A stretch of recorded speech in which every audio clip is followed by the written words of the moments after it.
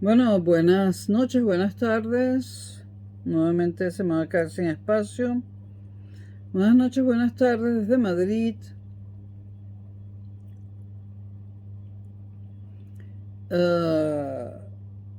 Si me quedo sin espacio, pues grabo más videos.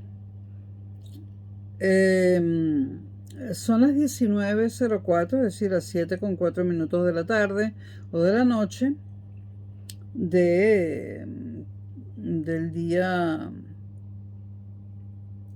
6 de enero de 2022 en la ciudad de Madrid. En el video anterior habíamos quedado en el año de 1504 con la muerte de Isabel la Católica. En el video anterior ya los reyes católicos habían reconquistado Granada, y estaban pensando en si afianzar o no sus posiciones en el norte de África. Bueno, en 1504 muere Isabel la Católica y Cisneros, el arzobispo de Toledo, muy amigo de ella y persona de confianza de Isabel la Católica, dice que él es el encargado de hacer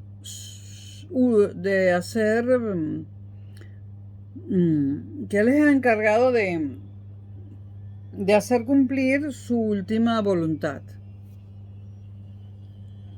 Él dice que Isabel le dijo textualmente antes de morir lo siguiente: no cesen en la empresa de la conquista de África y de pugnar la fe contra los infieles.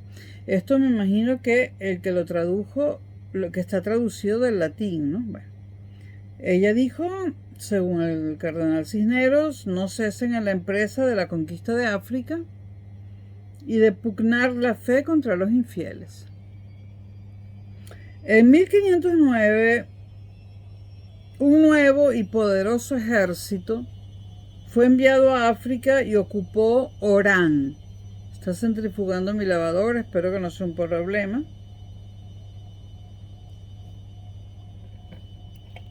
A ver si se calla. Ok, repito. En 1509 un nuevo y poderoso ejército fue enviado a África y ocupó Orán. Entre 1509 y 1510 se efectuó la ocupación de la costa norte africana.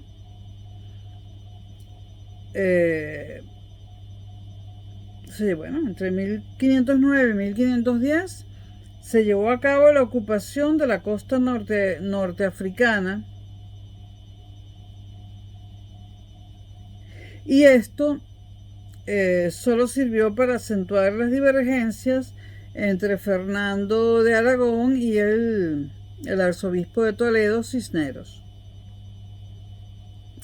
Cisneros decía que había que penetrar hasta los límites del Sahara y establecer en el norte de África un imperio hispano-mauritano, que además eso correspondía con los deseos de Isabel, que había ya fallecido. Fernando, sin embargo, decía que África era un teatro de operaciones menos importante que el tradicional enclave aragonés en Italia.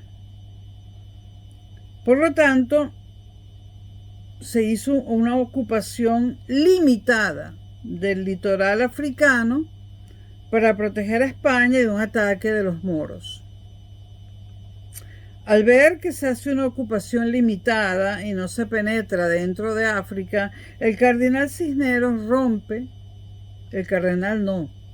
el arzobispo de Toledo, es que hay un cardenal Cisneros en un país, el arzobispo de Toledo, Cisneros, rompe con su soberano, es decir, con Fernando, en 1509 y se retira a la Universidad de Alcalá y abandona los consejos que da a Fernando. Hoy en día diríamos se sale de la política.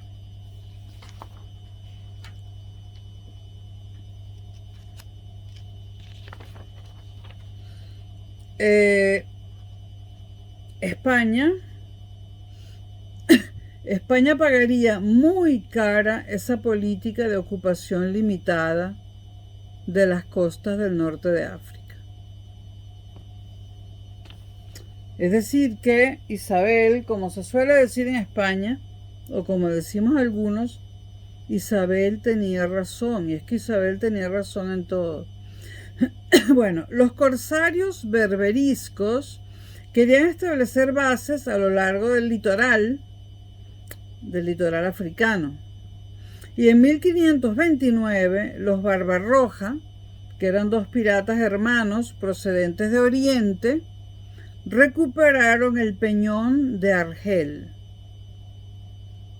A partir de ese momento quedaban establecidos bajo la protección turca los cimientos de un estado argelino, base ideal para los ataques de piratería contra las rutas mediterráneas vitales para España. Estas fueron las consecuencias de que España no acentuara su posición en el norte de África, hacia el norte de África, dentro. Esas fueron las consecuencias de las malas decisiones de Fernando de Aragón. En 1534, además, Barbarroja arrebató Túnez a los moros que eran vasallos de España, y se aseguró el control del estrecho entre Sicilia y África. Es decir, una desgracia tras otra para España. Al año siguiente, Carlos V, porque ya estamos en el reinado de Carlos V, emperador de Alemania, y Carlos I, rey de España, eran las dos cosas al mismo tiempo. Al año siguiente, Carlos V, nieto de Isabel y Fernando, organizó una gran expedición contra Túnez y recuperó esa ciudad. Pero no pudo completar su éxito con un asalto inmediato a Argel, porque allí, en ese intento de tomar Argel, fracasó y se perdió la oportunidad de destruir a los piratas berberiscos. En 1541, el emperador, Carlos V nuevamente, Carlos V de Alemania, primero de España, dirige una expedición contra Argel que fue un desastre total. Y después de eso, Carlos V se vio absorbido por sus problemas en Europa, por los problemas europeos, y los españoles no pudieron hacer más que mantener sus posiciones en África, las que tenían en la costa. Los protectorados españoles de Túnez y Tremesén se vieron cada vez más sometidos a las presiones de los moros. A comienzos del reinado de Felipe II, hijo de Carlos V, las posiciones españolas en el norte de África se hallaban en una situación muy precaria. Y en 1573, Juan de Austria logra recuperar Túnez. Pero Túnez y La Goleta se pierden al año siguiente. El control español se vio poco a poco reducido a las plazas fuertes de Melilla, todavía bajo control español, Orán y Mazalquivir, más los restos africanos del imperio portugués. La mala decisión de Fernando el Católico trajo desgracias durante un siglo, y yo diría que todavía hoy en día.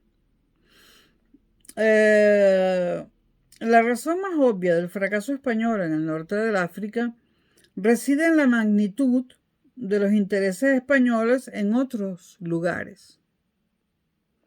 Es decir, España prefirió ocuparse de sus intereses en otros lugares y descuidó África.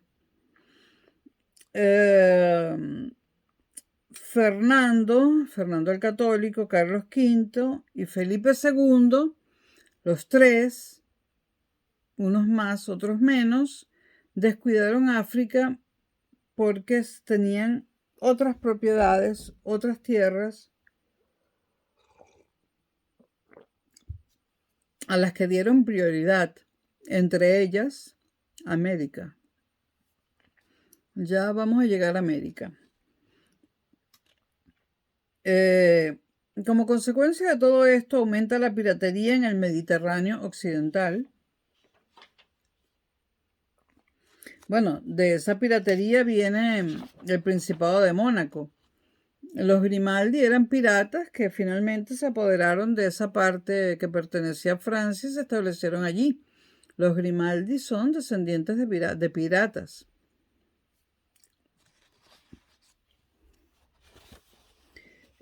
Y no son demasiado apreciados por el resto de las casas reales de Europa, bueno, porque no poseen origen divino, eran piratas. Bueno, esto es un paréntesis. África, al revés de Andalucía, ofrecía pocos atractivos a los que hacían la guerra por su cuenta, es decir, mercenarios sobre todo, ¿no? Que estaban más interesados en obtener recompensas materiales a sus fatigas que el premio de índole espiritual prometido por Cisneros, arzobispo de Toledo. O sea, para la lucha en África, España no ofrecía dinero al arzobispo de Toledo, Cisneros. Entonces Cisneros le ofrecía a mercenarios y voluntarios una recompensa espiritual que tendrían después de la muerte si hacían las cruzadas en el norte de África, ¿no? Por supuesto, tanto voluntarios como, no tanto los voluntarios, pero los mercenarios no querían recompensas espirituales, querían dinero. Es decir, recompensas materiales, dinero, tierras, lo que fuera, oro. Bueno, en el siglo XVI, durante todo el siglo XVI, el norte de África fue la cenicienta de las posesiones españolas en ultramar. Durante todo el siglo XVI, España descuidó el norte de África para ocuparse sobre todo de sus colonias americanas, de sus colonias en lo que hoy en día es Holanda, Bélgica y Luxemburgo, y las colonias en Italia. Y también Canarias, etcétera, ¿no? Bueno, el video va a quedar chucuto porque le queda pocos minutos, le queda poca capacidad a la tarjeta SD. Pero empecemos, vamos a remontarnos para continuar con el tema y llegar a lo que es América, la conquista de América. Primero el descubrimiento, ¿no? Bueno, el descubrimiento ya lo dijimos el 12 de octubre, pero hay que hablar más de eso, ¿no? Vamos a repasar un poco los antecedentes medievales de Castilla. La Castilla medieval, aunque habrá videos sobre la España medieval mucho más amplios, ¿no? Esto es un repaso. La Castilla medieval había puesto en pie una tradición militar de cruzada, es decir, de imponer el cristianismo, ¿no? Que le haría ganar en el siglo XVI un imperio ultramarino, porque también hubo una cruzada en América, ¿no? La cristianización.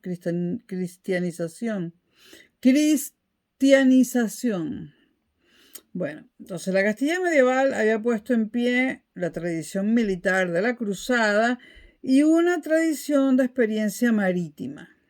Si había un país que se sabía desenvolver en el mar, ese país era España.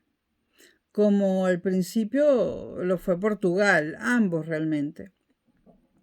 En las postrimerías del siglo XV, Castilla era la región mejor equipada de Europa para la expansión marítima. Cada parte de la península contribuyó con su experiencia. Por ejemplo, catalanes y aragoneses, estamos en la Edad Media. Los catalanes y aragoneses en la Edad Media obtuvieron experiencia en la aventura comercial y colonial en el norte de África y en el Mediterráneo oriental, los catalanes y aragoneses.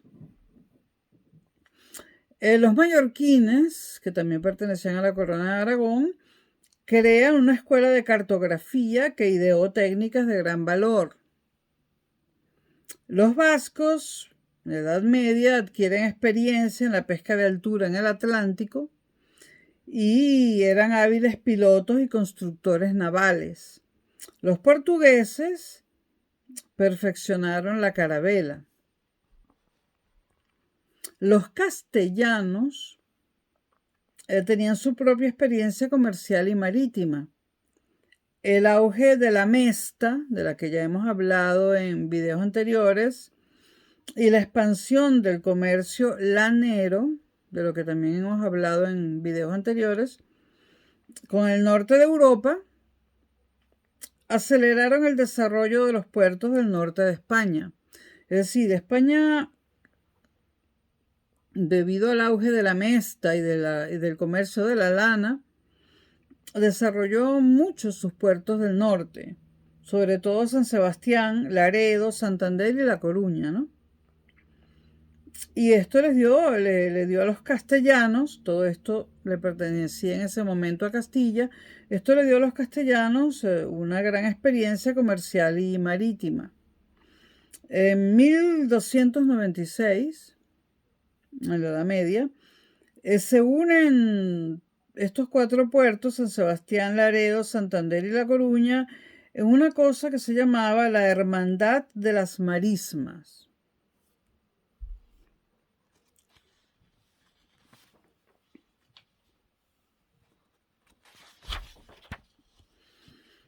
El avance de la Reconquista a finales del siglo XIII, recuerden que la Reconquista duró 8 siglos, el avance de la Reconquista a finales del siglo XIII, todavía en la Edad Media, hasta Tarifa, junto al estrecho de Gibraltar, había dado a Castilla otro litoral atlántico que tenía su capital en Sevilla, de lo que hemos hablado también en videos anteriores, recuperada por Fernando III en 1248, siglo XIII.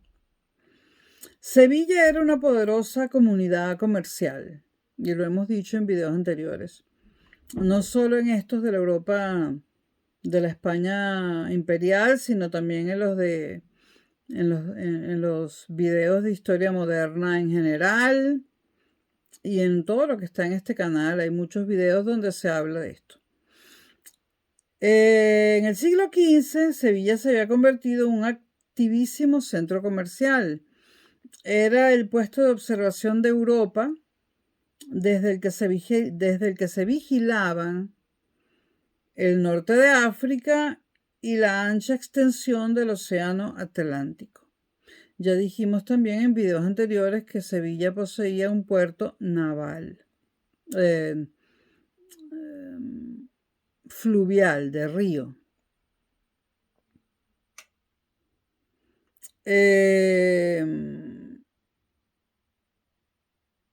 Portugal también necesitaba navegar para buscar tierras, puesto que sufría una carestía de pan y necesitaba nuevas tierras para poder cultivar cereales, que encontró en las Islas Azores, redescubiertas en 1427, y en Madeira, lo que en Venezuela llamamos Madeira.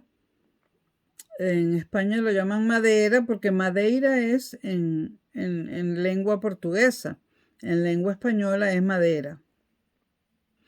Yo a veces diré Madera y a veces diré Madeira porque estoy muy acostumbrado a lo de Madeira, ¿no? Entonces, Portugal sufrió una gran carestía de pan, necesitaba tierras para cultivar cereales, es decir, el trigo sobre todo, y las encontró en las Azores, redescubiertas, repito, en 1427 y en Madeira. Se hallaba inspirada también, como Castilla, por la tradición de la cruzada. Y esto los llevó a los portugueses a ocupar Ceuta en 1415. XV. Ahora, vamos a hablar un poquito de la enemistad entre Castilla y Portugal, porque Portugal fue el único reino cristiano que no forma parte de España y que nunca pudieron conquistar los cristianos, digamos, de Castilla. Esta enemistad entre Castilla y Portugal fue exacerbada por la intervención de Portugal en la sucesión. ¿Cuál sucesión? La de Enrique IV a Isabel la Católica. Acuérdense que también era una probable, o era una heredera del trono también la Beltraneja, Juana la Beltraneja, ¿no? Esto lo hemos dicho aquí en numerosos videos, ¿no? Entonces, la enemistad entre Castilla y Portugal se exacerba por la intervención de Portugal en la sucesión de Isabel de Castilla como reina de Castilla. Y en el siglo XV las Islas Canarias se convierten en una especie de campo de batalla donde luchan Castilla y Portugal. Fueron descubiertas las Islas Canarias por genoveses a principios del siglo XIV. En 1478, Fernando e Isabel envían una expedición para ocupar la Gran Canaria, y esta expedición fracasa. En 1482, una nueva expedición, capitaneada por Alfonso Fernández de Lugo, puso los cimientos de un posible éxito que comenzó en 1483 con el sometimiento de la Gran Canaria por parte de Castilla y Aragón.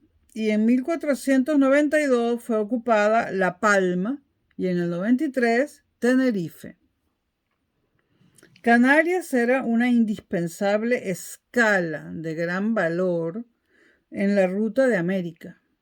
De hecho, las 4 expediciones de Colón se aprovisionaron en el archipiélago canario. Entonces, vemos cómo España le quita a Portugal Canarias.